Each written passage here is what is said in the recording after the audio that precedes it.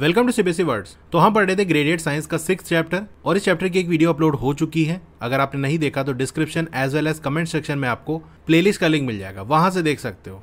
आज का हमारा टॉपिक है 6.2 प्रेशर एक्सर्टेड बाई एयर। वो प्रेशर जो कि एयर एक्सर्ट करती है। चलिए इसके बारे में जानते हैं।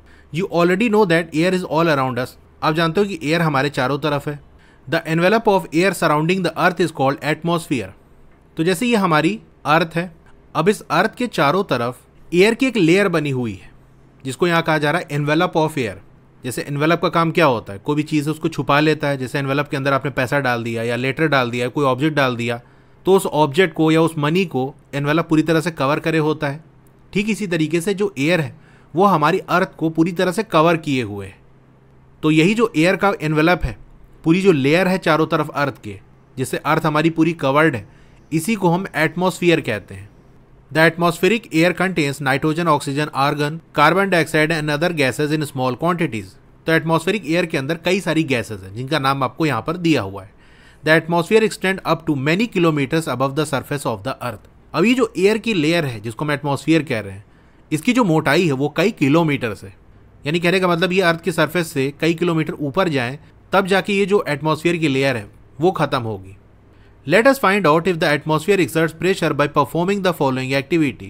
चलो पता लगाते हैं क्या ये जो एटमॉस्फेयर है जिसके अंदर कई तरह की गैसेस प्रेजेंट है, ये भी प्रेशर लगाती हैं। Activity 6.3 let us explore. आपको एक पेपर प्लेट ले लेनी है, इन्वर्ट इट यानी उल्टा कर दो, and attach a stick to it as shown in figure 6.9a। Place it on a plane surface. तो पेपर की प्लेट आपको ले लेनी है, उसको उल्टा कर दो और स्टिक अटैच कर दो। अब अटैच करने के लिए होल करके इंसर्ट कर सकते हो या स्टिक कर सकते हो, ग्लू वगैरह का यूज़ करके, कैसे भी कर लो, मतलब इसको अटैच कर देना है और उसको एक प्लेन सरफेस पे आपको रख देना है। Take 2 identical sheets of chart paper about 70 centimetre by 56 centimetre each. तो दो आपको एक ही जैसे चार्ट पेपर की शीट ले लेनी है, डायमेंशन भी आपको दिया हुआ है। Fold one sheet twice and make a hole in the centre of the folded chart paper sheet. अब एक शीट को आपको 2 बार फोल्ड कर लेना है और उसके सेंटर में बीचों बीच में एक होल कर देना है, big enough for the stick to come out. अब इतना होल होना चाहिए ताकि स्टिक उससे बाहर आ सके। Place the folded sheet on top of the inverted paper plate as shown in figure 6.9b। अब ये जो फोल्डेड शीट ऑफ पेपर है इसको आपको इन्वर्ट करके, उल्टा करके पेपर प्लेट के ऊपर रख देना है। Now try to lift the paper plate covered with the folded sheet using the stick. अब पेपर प्लेट जो कि फोल्डेड शीट से कवर्ड है उसको स्टिक की मदद से उठाने की कोशिश करो। Observe how much effort is needed to lift it. और ऑब्जर्व करो कितना एफर्ट लगाना पड़ रहा है, कितनी ताकत आपको लगानी पड़ रही उसको उठाने के लिए। अभी मेरे पास पेपर प्लेट है, इसमें मैं पीछे की तरफ होल कर लेता हूं। अब चार्ट पेपर या न्यूज़पेपर आप ले सकते हो, जैसे आप ये देख सकते हो फुल ये न्यूज़पेपर है, इसको एक बार फोल्ड किया, 2 बार फोल्ड किया। अब इसमें भी इधर होल कर दिया मैंने। अब इस होल से पास कराते हुए इस पेपर प्लेट तक मैंने ऐसे कर लिया। तो अब यहां देख सकते हो ये जो मेरे पास टूल है इसको मैंने फोल्डेड न्यूज़पेपर और पेपर प्लेट दोनों से पास कराया है और अब मैं इसको उठाने की कोशिश करूंगा। अब देखो ये एक्टिविटी फील करने वाली है। हाँ, मुझे हल्का सा वेट फील हो रहा है। देख सकते हो ये जो पेपर प्लेट है ये भी इससे अटैच है और इसी के ऊपर जो फोल्डेड न्यूज़पेपर है वो भी है। Now place the second unfolded chart paper sheet in place of the folded sheet. अब आपको अनफोल्डेड जो शीट है चार्ट पेपर की उसको रख देना है। Make a hole at the centre of this chart paper for the stick to pass through. अब इसके अंदर भी वैसे ही होल कर देना है ताकि स्टिक इससे पास हो जाए।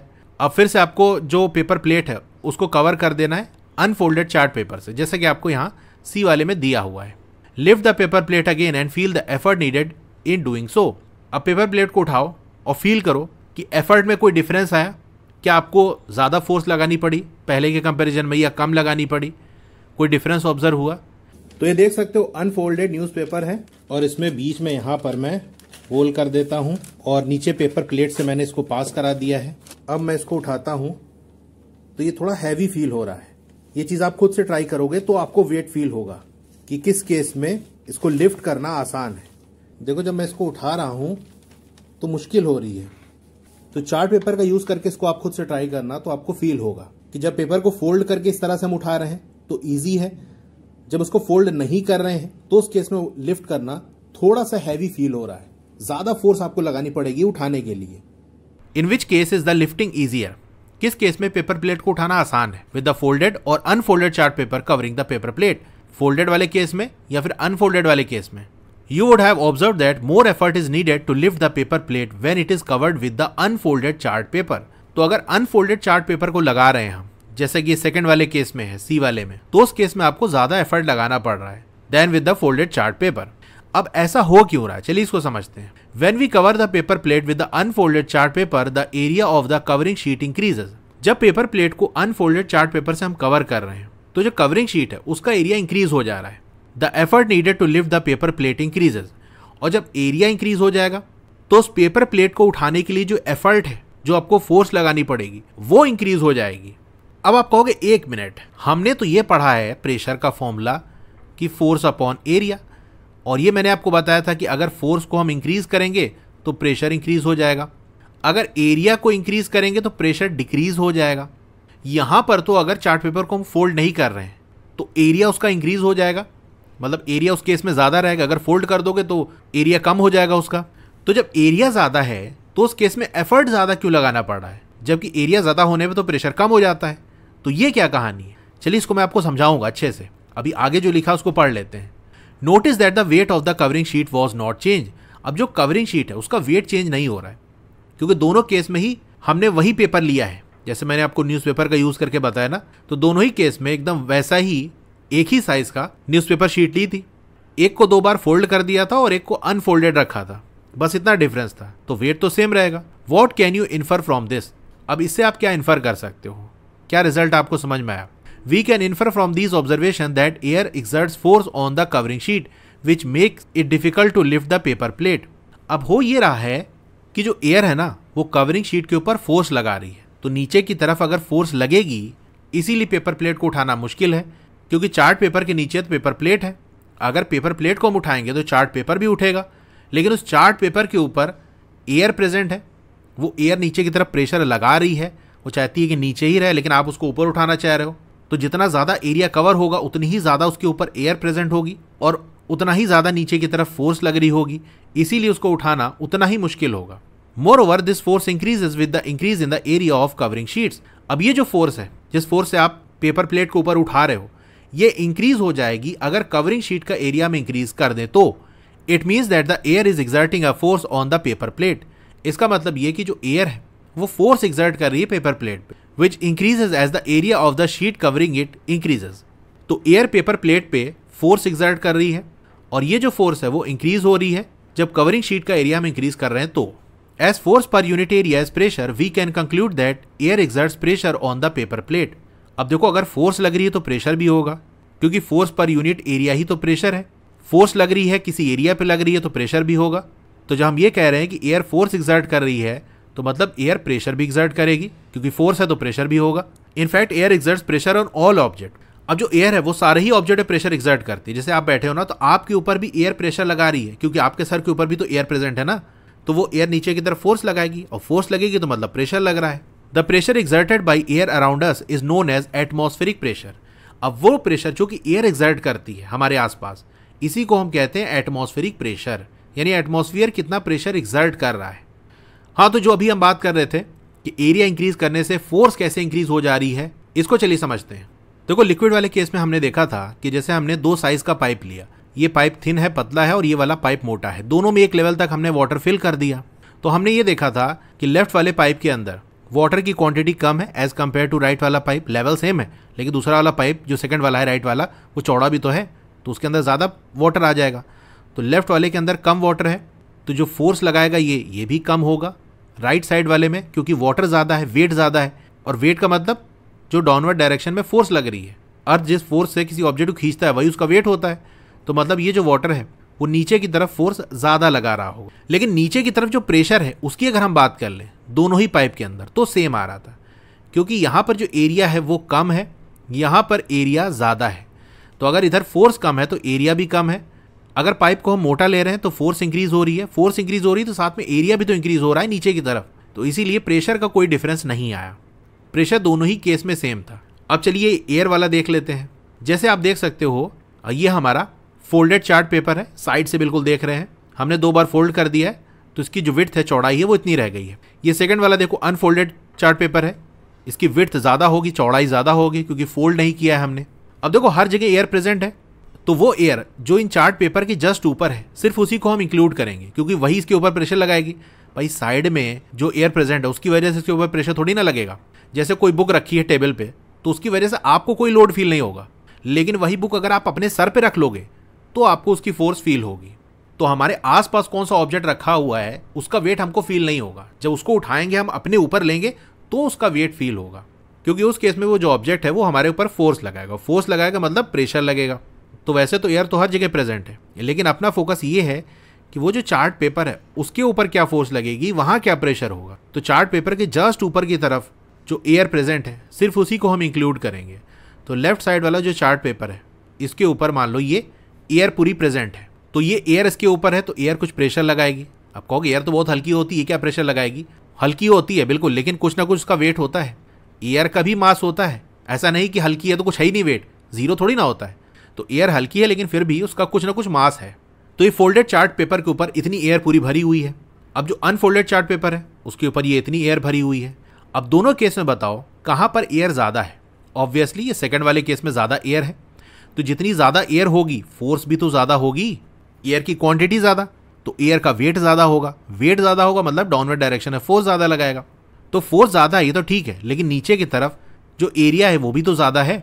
यहां पर फोर्स भले ही कम है लेकिन एरिया भी कम है, तो प्रेशर ऑलमोस्ट दोनों ही केस में सेम रहेगा। तो अगर दोनों केस में प्रेशर सेम है तो फिर ऐसा क्यों हो रहा है कि जो अनफोल्डेड वाला चार्ट पेपर है उसको जब पेपर प्लेट के ऊपर रख रहे हैं और उठा रहे हैं तो ज्यादा एफर्ट लगाना पड़ रहा है। तो देखो उठाने के लिए आप फोर्स लगा रहे हो, तो फोर्स तो सेकंड केस में ज्यादा है ना। फोल्डेड चार्ट पेपर हो या अनफोल्डेड चार्ट पेपर हो, दोनों ही केस में प्रेशर तो सेम लग रहा है, लेकिन अगर इसको ऊपर उठाओगे तो उठाने के लिए तो फोर्स लगानी पड़ेगी ना। तो हम ये देखेंगे किस केस में फोर्स ज्यादा है। जिस चार्ट पेपर के ऊपर फोर्स ज्यादा लग रही होगी उसको ऊपर उठाने के लिए आपको फोर्स ज्यादा लगानी पड़ेगी। हम यहां पर यह बात नहीं कर रहे हैं कि किस चार्ट पेपर के ऊपर प्रेशर ज्यादा लगेगा, प्रेशर तो दोनों में सेम लग रहा है। हम ये बात कर रहे हैं कि अगर इसको उठाएंगे तो किस केस में फोर्स ज्यादा लगेगी। तो जिस चार्ट पेपर के ऊपर फोर्स नीचे की तरफ ज्यादा लग रही होगी उसको ऊपर की तरफ उठाने के लिए उतनी ही ज्यादा फोर्स आपको लगानी पड़ेगी। ये पाइप वाले एग्जाम्पल में भी आप देखो, भले नीचे की तरफ दोनों पाइप के केस में प्रेशर सेम है, लेकिन अगर पाइप को उठाना हो तो लेफ्ट साइड वाले पाइप को उठाना आसान होगा, राइट साइड वाले पाइप को उठाना मुश्किल होगा, क्योंकि राइट साइड वाले पाइप में वाटर ज्यादा भरा है, नीचे की तरफ फोर्स ज्यादा लग रही है, तो उसको लिफ्ट करोगे उठाओगे तो फोर्स ज्यादा लगेगी। ठीक है, तो आप बात समझ गए होगे कि अनफोल्डेड वाला जो चार्ट पेपर है उसको लिफ्ट करना मुश्किल क्यों है। क्योंकि अनफोल्डेड वाले चार्ट पेपर का एरिया ज्यादा है, तो उसके ऊपर जो एयर भरी होगी वो ज्यादा होगी। एयर ज्यादा होगी तो वो नीचे की तरफ फोर्स ज्यादा लगाएगी, ज्यादा फोर्स लगेगी तो उसको ऊपर उठाने के लिए आपको ज्यादा फोर्स लगानी पड़ेगी। अब आपने एक्सपीरियंस किया होगा कि जब आप एयर ब्लो करते हो बैलून में, यानी गुब्बारे में हवा भरते हो, तो वो इन्फ्लेट कर जाता है, यानी फूल जाता है। वाई? ऐसा क्यों? This is because the air being field inside the balloon exerts pressure on the walls of the balloon. ऐसा इसलिए होता है क्योंकि जो एयर हम ब्लो कर रहे हैं, जो हवा भर रहे हैं बैलून के अंदर, वो बैलून की जो वॉल है उस पर प्रेशर एक्सर्ट करेगी। जैसे ये बैलून है, इसके अंदर आपने एयर भर दिया तो एयर इस पर प्रेशर लगाएगी। इसी प्रेशर की वजह से जो बैलून है वो फैल जाता है। अब फैल जाएगा मतलब वो फूल जाएगा। Can we say that air exerts pressure in all directions? क्या आप कह सकते हैं कि जो एयर है वो सारे ही डायरेक्शन में प्रेशर एक्सर्ट करती है? The answer is yes. That is why the balloon expands in all directions. Air सारे ही डायरेक्शन में प्रेशर एक्सर्ट करती है, इसीलिए जो बैलून है वो सब तरह से फैल जाता है। ऐसा नहीं कि बैलून इस तरह से था, आपने फूंक मारी तो वो ऐसे लंबा हो गया, ये सामने की तरफ फूंक मारी थी तो बस सामने की तरफ फैल गया। हर तरफ से वो फैल जाता है ना, तो मतलब हर तरफ प्रेशर लग रहा है। What happens when an inflated balloon is kept without closing its mouth? क्या हो अगर एक इन्फ्लेटेड बैलून को, यानी फूले हुए बैलून को, उसके माउथ को बिना कवर किए हम रख दें? The air escapes from the balloon. Obvious सी बात है, अगर बैलून का जो माउथ है वो ओपन रहेगा, क्लोज नहीं रहेगा, तो हवा निकल जाएगी बाहर। Why does the air escape from the balloon? अब क्वेश्चन ये है कि एयर बाहर क्यों निकल गई? क्योंकि उस डायरेक्शन में भी एयर प्रेशर लगा रही थी। मतलब यहां से आपको ये बताया जा रहा है कि जैसे ये बैलून है, इसके माउथ से ही हम एयर फिल करते हैं इसके अंदर, ये जो एयर है वो हर तरफ जाके प्रेशर लगा रही है, इसीलिए बैलून बराबर से सब तरह से फैल जाता है। लेकिन जिधर से हमने, जिस साइड से एयर अंदर भरी थी, उस साइड भी प्रेशर लग रहा होता है, इसलिए अगर हम माउथ को ओपन कर दे तो वहां से एयर बाहर निकल जाएगी। ये बता रहा है कि इधर साइड भी प्रेशर लग रहा है। तो जो एयर है वो बैलून के अंदर सारे ही डायरेक्शन में फोर्स लगाती है। इनफैक्ट जिस तरफ से आप एयर उसके अंदर ब्लो कर रहे हो, हवा भर रहे हो, उस तरफ भी एयर प्रेशर लगाएगी। Have you ever wondered how large the atmospheric pressure is? क्या कभी आपने सोचा ये जो एटमॉस्फेरिक प्रेशर है वो कितना लार्ज है? Let us get an idea about its magnitude by performing the following activity. चलिए इसके मैग्नीट्यूड का हम आइडिया लगाते हैं एक एक्टिविटी करके। मतलब आप ये सोच रहे होगे ना कि जो एटमॉस्फेरिक प्रेशर है वो एयर की वजह से होता है, एयर तो बहुत हल्की है तो क्या ही प्रेशर लगा लेगी ये। लेकिन जो हमारा एटमॉस्फेयर है वो कई किलोमीटर ऊपर तक फैला हुआ है। मतलब जैसे आप खड़े हो तो आपके सर के ऊपर कई किलोमीटर तक एयर भरी हुई है, तो थोड़ी बहुत कुछ एयर नहीं है। वो कहते नहीं बूंद बूंद से सागर भरता है, वैसे तो देखो तो एक बूंद क्या ही है, लेकिन ऐसे millions and trillions of drops आ जाए तो उसकी वजह से जो वाटर की क्वांटिटी वो काफ़ी ज़्यादा होगी कि नहीं। तो ये मत देखो कि एयर हल्की है, आप ये भी माइंड में रखो कि वो एयर कितनी ढेर सारी है। जहाँ आप खड़े हो आपके सर के ऊपर या बैठे हो वहाँ सर के ऊपर कितनी ढेर सारी एयर है, वो एयर आपके ऊपर प्रेशर लगा रही है, तो वो कितना होगा। चलिए इसका आइडिया लेते हैं। Activity 6.4 let us perform. Take a good quality rubber sucker. अब आपको एक अच्छी क्वालिटी का रबर सकर ले लेना है। Press it firmly against a smooth flat surface. अब कोई फ्लैट सी स्मूथ सी सरफेस हो उस पर उसको लगा के और कस के दबा दो। Do you realise that it sticks to the surface? क्या आपने रियलाइज किया कि वो जो रबर सकर है वो सरफेस पे स्टिक कर गया, चिपक गया। Now try to pull it off. अब उसको निकालने की कोशिश करो। Do you find it difficult to pull it off?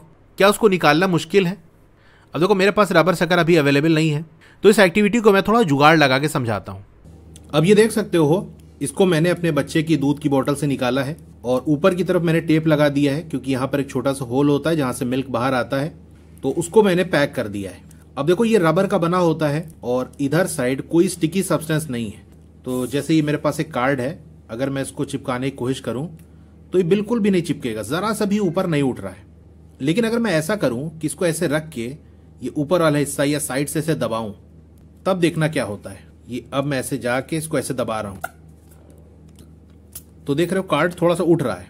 अब क्योंकि रबर की क्वालिटी इतनी अच्छी नहीं है, अगर आप प्रॉपर रबर सकर का यूज करोगे तो ये अच्छे से स्टिक कर जाएगा, फिर अलग नहीं होगा आसानी से। लेकिन सिर्फ कॉन्सेप्ट मैं आपको समझा रहा हूं कि देखो वैसे नहीं ये स्टिक कर रहा है, लेकिन जैसे मैं इसको रख के दबा रहा हूं और फिर उठा रहा हूं तो ये उठ जा रहा है थोड़ा ऊपर तक।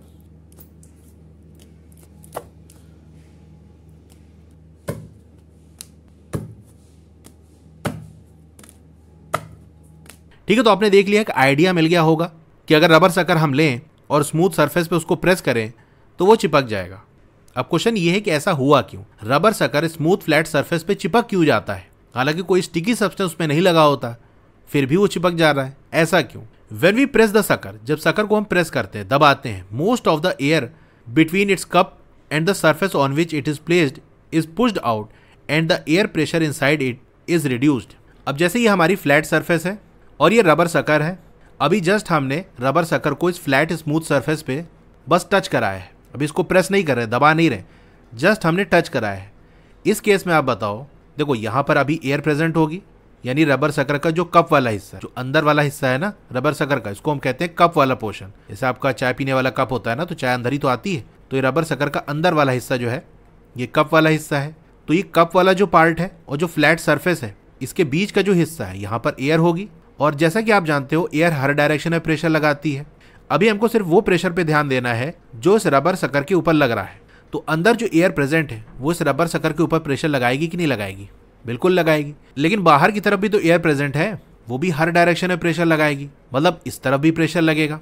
तो वो प्रेशर जो अंदर वाली एयर बाहर की तरफ लगा रही है और बाहर वाली एयर अंदर की तरफ लगा रही है, यानी बाहर का जो प्रेशर है वो चाह रहा है रबर सकर जो फ्लैट सरफेस है उसी से चिपका रहे।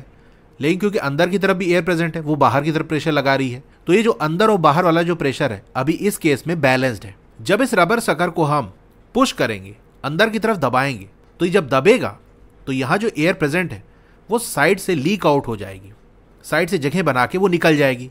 जब आप प्रेशर रिलीज करोगे तो होगा क्या? अब अंदर की बहुत सारी जो एयर है वो बाहर निकल चुकी है, तो अब इस हिस्से में जो एयर है वो बहुत कम रह गई है। एयर कम है मतलब अंदर का जो प्रेशर है वो कम होगा, लेकिन बाहर की एयर के साथ तो कुछ हुआ नहीं, उसका प्रेशर तो उतना ही है। लेकिन अब अंदर के प्रेशर के कंपैरिजन में बाहर का प्रेशर हाई है, क्योंकि सिर्फ अंदर वाली जो एयर है वो कम हुई है, तो वहीं का प्रेशर कम होगा। पहले दोनों इक्वल था अंदर बाहर का, लेकिन अंदर की एयर हमने निकाल दी तो अंदर का प्रेशर कम हो जाएगा। तो अब प्रेशर का डिफरेंस आ गया है, तो अंदर वाली जो एयर है वो इस पर प्रेशर लगाएगी, लेकिन अब क्योंकि ये प्रेशर काफ़ी कम है, वहीं बाहर वाली जो एयर है वो भी प्रेशर लगाएगी इस तरफ, लेकिन अब ये प्रेशर ज़्यादा है। तो ये बताओ, उसी सरफेस पे अंदर की तरफ से कम प्रेशर लग रहा है, बाहर की तरफ से ज़्यादा प्रेशर लग रहा है, तो किसका इफेक्ट हमको देखने को मिलेगा? ये मैंने आपको बताया, अगर एरिया इक्वल है तो प्रेशर अगर ज्यादा होगा तो फोर्स भी ज्यादा होगी। यानी बाहर की तरफ से रबर सकर पे जो फोर्स लगेगी, जो इसको फ्लैट सरफेस की तरफ दबा रही होगी, वो ज्यादा है। तो रबर सकर फ्लैट सरफेस की तरफ चिपका रहेगा। जैसे मान लो ये वॉल है, कोई ऑब्जेक्ट आपने ऐसे वॉल पे टच कराया और इधर से फोर्स लगा रहे हो, दबा रहे हो, तो ये ऑब्जेक्ट ऐसे चिपका रहेगा। जैसे ही आप लोड हटाओगे ये गिर जाएगा नीचे। तो जब तक आप इसको इस तरफ दबाए रहोगे ये इस वॉल से चिपका रहेगा। ठीक इसी तरीके से जो बाहर वाली एयर है वो प्रेशर लगा रही है, इसको फ्लैट सरफेस की तरफ दबाए हुए है, इसीलिए ये जो रबर सकर है वो उस फ्लैट सरफेस से चिपका रहेगा। तो एक बार फिर से मैं समराइज कर देता हूं। जब रबर सकर को किसी फ्लैट सरफेस के अगेंस्ट रख के हम प्रेस करते हैं, दबाते हैं, तो अंदर की ज्यादातर जो एयर है वो बाहर निकल जाती है। अब जब आप प्रेस करना छोड़ दोगे तो होगा क्या? अंदर एयर कम है, यानी अंदर का प्रेशर कम है, बाहर का प्रेशर ज्यादा है। तो ये ज्यादा वाला जो प्रेशर है वो उसको फ्लैट सरफेस की तरफ दबाएगा, और जब इसको दबाया होगा तो ये चिपका होगा। तो ये पूरी कहानी है। तो देखो यही चीज यहां पर एक्सप्लेन की गई है कि जब आप रबर सकर को प्रेस करोगे तो ज्यादातर जो एयर है between its cup and the surface on which it is placed is pushed out, वो एयर बाहर निकल जाएगी और एयर प्रेशर जो अंदर का है वो रिड्यूस हो जाएगा, कम हो जाएगा। The sucker sticks to the surface because the pressure of the air surrounding the sucker is higher than the pressure exerted by the air inside the sucker. तो सकर सरफेस से क्यों स्टिक कर रहा है? क्योंकि सराउंडिंग वाली जो air है उसका प्रेशर ज्यादा है उस प्रेशर से जो कि अंदर वाली एयर लगा रही है सकर पे। To pull the sucker off the surface the applied force should be strong enough to overcome the pressure difference between outside the sucker and inside the sucker. अब अगर आपको सकर को पुल ऑफ करना है, यानी उस सरफेस से अलग करना है, तो आप जो फोर्स अप्लाई कर रहे हो वो इतनी स्ट्रांग होनी चाहिए ताकि इस प्रेशर डिफरेंस को, जो कि अंदर और बाहर का है, ओवरकम कर सके। मतलब जो फोर्स आप अप्लाई कर रहे हो वो कम से कम इतना प्रेशर जनरेट कर दे ताकि अंदर और बाहर का जो प्रेशर का डिफरेंस है वो ओवरकम हो सके। मतलब अंदर का प्रेशर कम है, बाहर का प्रेशर ज्यादा है, तो इन दोनों का जो डिफरेंस है उसी के बराबर का प्रेशर आप भी जनरेट करो। यानी इतनी फोर्स आप लगाओ कम से कम जिससे वो प्रेशर जनरेट हो सके जो इन दोनों प्रेशर के बीच का डिफरेंस है। क्योंकि अंदर की एयर ऐसे बाहर की तरफ प्रेशर लगाएगी, आपको भी बाहर की तरफ खींचना पड़ेगा, तो ये दोनों का जो प्रेशर है वो इक्वल हो जो बाहर की तरफ से प्रेशर लग रहा है उसके, तभी दोनों बैलेंस हो जाएगा और सकर अलग हो जाएगा। Do you know how large the atmospheric pressure is? क्या आप जानते हो जो एटमॉस्फेरिक प्रेशर है वो कितना ज्यादा होता है? The force exerted by the atmospheric air column over an area 15 centimetre bye 15 centimetre is nearly equal to the force of gravity on an object of mass 225 kg, that is 2250 Newton. अब जैसे एक surface हम ले लेते हैं जिसकी length भी 15 centimetre हो और ब्रेथ भी 15 सेंटीमीटर हो। इस पूरी सरफेस पे जो एयर प्रेशर लगाएगी, यानी कोई सरफेस हमने ले ली, उसके ऊपर सारी एयर भरी है, तो एटमॉस्फेयर में जहां तक ऊपर तक एयर भरी हुई है वो पूरी जो एयर है इस सरफेस के जस्ट ऊपर, जैसे हम साइड से देखें तो अगर ये सरफेस है तो इसके ऊपर जो पूरी एयर भरी हुई है ये नीचे की तरफ फोर्स लगाएगी। तो वो जो फोर्स है वो जानते हो कितनी होती है? एक ऑब्जेक्ट जिसका मास 225 kg है, ऐसे ऑब्जेक्ट को अर्थ अपनी तरफ जिस फोर्स के साथ खींचती है ये उसके बराबर है। मतलब इसको आप ऐसे समझ सकते हो कि जैसे आपके हेड का जो एरिया है वो ऑलमोस्ट यही होगा 15 बाई 15 सेंटीमीटर का, तो आपके सर के ऊपर जो एयर फोर्स लगा रही है वो उतनी ही है जैसे कि एक 225 kg का कोई ऑब्जेक्ट अपने सर पे रखो। अब सोच लो 225 kg का ऑब्जेक्ट अगर अपने सर पे आप रखोगे तो वो जो ऑब्जेक्ट है आपके सर के ऊपर जितनी फोर्स लगाएगा उतनी ही फोर्स जो आपके हेड के ऊपर एयर प्रेजेंट है वो लगा रही होती है। अब आप कहोगे अगर इतनी फोर्स लग रही है तो वो फोर्स हमको फील क्यों नहीं होती? भाई अगर 20 किलो का कोई चीज सर पे रख लो तो हालत खराब हो जाएगी। यहां तो बात हो रही है कि 225 kg का ऑब्जेक्ट अगर सर पे रख लें तो उसकी वजह से जो फोर्स लगेगी उतनी ही फोर्स एयर लगा रही होती है, लेकिन हमको फील क्यों नहीं होता? मतलब ये तो फोर्स इतनी है कि हमको कुचल दे, क्रश कर दे, लेकिन ऐसा हो नहीं रहा है। क्यों? The reason we are not crushed under this weight is that the pressure inside our bodies is also equal to the atmospheric pressure. अब देखो हमारे ऊपर एयर प्रेशर लगा रही है, लेकिन हमारे बॉडी के अंदर भी प्रेशर होता है। तो हमारी बॉडी के अंदर का जो प्रेशर है और वो प्रेशर जो कि बाहर से एयर हमारे ऊपर लगा रही है ये इक्वल होता है, इसीलिए ये प्रेशर हमको फील नहीं होता। This balances the pressure exerted from outside. तो हमारी बॉडी के अंदर भी प्रेशर होता है और ये प्रेशर बाहर वाले प्रेशर के बराबर होता है। तो इस तरीके से अंदर और बाहर का जो प्रेशर है वो बैलेंस हो गया। तो प्रेशर बैलेंस हो गया तो कोई इफेक्ट हमको देखने को नहीं मिलेगा। The pressure inside our body is caused by the movement of fluids and gases in tissues and organs of the body. अब ये जो प्रेशर हमारी बॉडी के अंदर है वो कहां से आता है? तो वो फ्लूइड की मूवमेंट की वजह से, जैसे हमारी बॉडी के अंदर ब्लड मूव कर रहा है, ये ब्लड क्या करता है? ऑक्सीजन कैरी करता है और साथ में कार्बन डाइऑक्साइड भी कैरी करता है। इसकी डिटेल आप आगे पढ़ोगे। और हमारे टिश्यूज के अंदर, ऑर्गन्स के अंदर गैसेस प्रेजेंट होती हैं, तो ये प्रेशर लगा रही होती है, तो अंदर और बाहर का प्रेशर इक्वल हो गया, इसीलिए एयर जो फोर्स हमारे ऊपर लगा रही होती है वो हमको फील नहीं होती। A step further, the SI unit of pressure is newton per metre square, also known as pascal, इसको शॉर्ट में हम PA लिखते हैं। तो प्रेशर की जो SI यूनिट है वो है न्यूटन पर मीटर स्क्वायर, जिसको हम पास्कल के नाम से भी जानते हैं। However the practical unit of air pressure is millibar, जिसको शॉर्ट में हम MB लिखते हैं। तो एयर प्रेशर की जो प्रैक्टिकल यूनिट है, यानी प्रैक्टिकली जब एयर प्रेशर को मेजर करना होता है, देखो प्रेशर कई टाइप का है, कोई लिक्विड भी प्रेशर एग्जर्ट कर सकता है, कोई सॉलिड ऑब्जेक्ट भी प्रेशर एग्जर्ट कर सकता है, ब्लड का प्रेशर होता है, बहुत सारे तरीके के प्रेशर होते हैं, लेकिन यहाँ पर हम किसकी बात कर रहे हैं, एयर प्रेशर की। तो एयर प्रेशर की जो प्रैक्टिकल यूनिट है, यानी प्रैक्टिकली जो एयर प्रेशर को मेजर किया जाता है, जिसके अंदर वैल्यू बताई जाती है इस यूनिट के अंदर, वो है millibar, which is equal to 100 pascal, यानी 1 मिली बार इक्वल होता है 100 पास्कल के।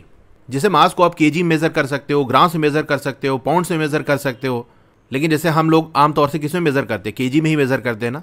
तो हम कह सकते हैं अगर अपना बॉडी का मास हमको बताना हो, हमारा कितना वजन है ये बताना हो, तो प्रैक्टिकली उसके लिए हम केजी का यूज़ करते हैं। उसी तरीके से जब एयर प्रेशर की बात आती है तो उसकी वैल्यू को हम मिली बार्स में एक्सप्रेस करते हैं।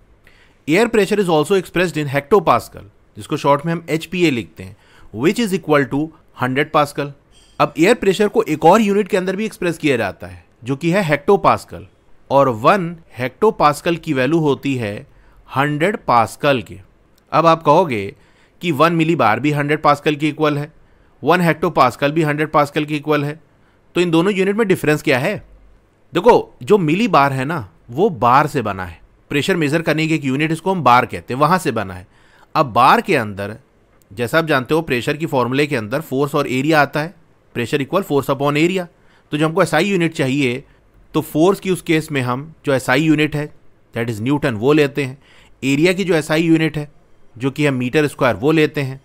तो इस तरह से हमको प्रेशर की SI यूनिट मिलती है। अगर बार में आपको प्रेशर की वैल्यू चाहिए तो उस केस में आपको फोर्स की वैल्यू SI यूनिट में नहीं लेनी पड़ती, बल्कि एक और सिस्टम होता है, उसको CGS सिस्टम कहते हैं। वहाँ फोर्स की यूनिट होती है डाइन, ये चुड़ैल वाली डाइन नहीं है, ये फोर्स वाली डाइन है।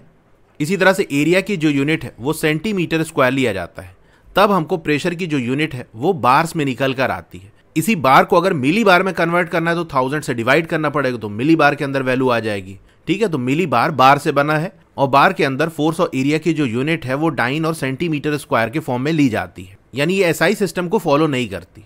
लेकिन अब इस बात को कहा जा रहा है कि सारी जो मेजरमेंट्स है वो आप SI यूनिट्स के अंदर लो, क्योंकि इंटरनेशनल सिस्टम में सब जगह अप्लीकेबल है, सब लोग इसको जानते हैं। इसीलिए जो पहले बहुत कॉमन था मिली बार का यूज करना एयर प्रेशर के लिए भी, अब धीरे धीरे वो हेक्टोपास्कल की तरफ शिफ्ट हो रहा है। हालांकि वैल्यू दोनों की इक्वल है, लेकिन हेक्टोपास्कल पास्कल से बना और पास्कल SI यूनिट है। ठीक है, तो बस यही डिफरेंस है। खैर, आपको इतना डिटेल में नहीं जाना, जस्ट मैंने आपको इसलिए बता दिया कि हो सकता है कि माइंड में क्वेश्चन आए कि ऐसा क्यों है, जब दोनों वैल्यू इक्वल है तो कैसे क्यों ले रहे हैं, इसलिए मैंने बता दिया। तो प्रैक्टिकली जो अभी तक मिली बार बहुत कॉमन था, जो कि यहाँ लिखा भी हुआ है, लेकिन अब धीरे धीरे हेक्टोपास्कल की तरफ शिफ्ट हो रहे हैं। जो लेटेस्ट रिपोर्ट्स आ रही हैं वेदर की, मेट्रोलॉजिकल की, उसके अंदर वैल्यूज आपको हेक्टोपास्कल के अंदर मिल जाएंगी। बाकी मेन चीज़ आपको यहाँ से बस इतना ही याद रखना है कि एयर प्रेशर की जो प्रैक्टिकल यूनिट है वो मिली बार है। एयर प्रेशर को एक और यूनिट जिसको हम हेक्टोपास्कल कहते हैं उसमें एक्सप्रेस करते हैं। 1 मिली बार या 1 हेक्टोपाल, ये दोनों ही इक्वल होता है 100 पास्कल के, बस इतनी चीज़। ठीक है, तो यहाँ की टॉपिक हमारा कंप्लीट हो गया।